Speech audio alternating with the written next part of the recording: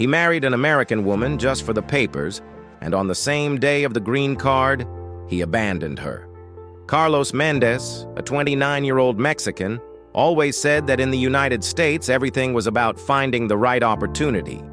He worked in construction, but his ambition was much bigger than the bricks he carried. One night, at a Latino party in Texas, he met Ashley, an American with a shy smile and a kind heart. She looked at him as if he were a prince, and he saw what he needed: a direct path to residency. For months, he filled her with sweet words, promises of the future, and even improvised serenades.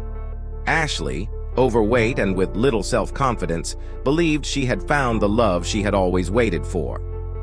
"No one ever looked at me like you do," she said one day with tears in her eyes.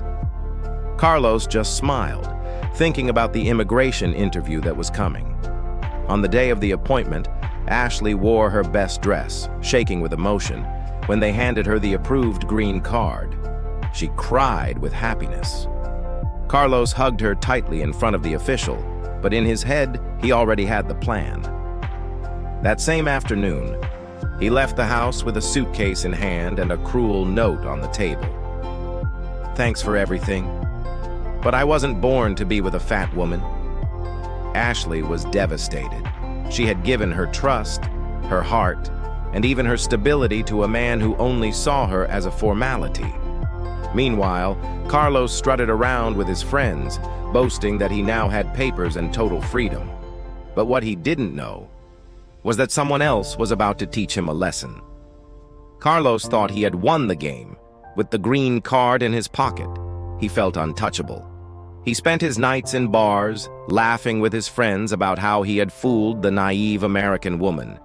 But life, sooner or later, collects its debts. Ashley, broken into pieces, kept the cruel note in silence. She did not seek revenge with shouts or insults. She went straight to where it hurt most: immigration.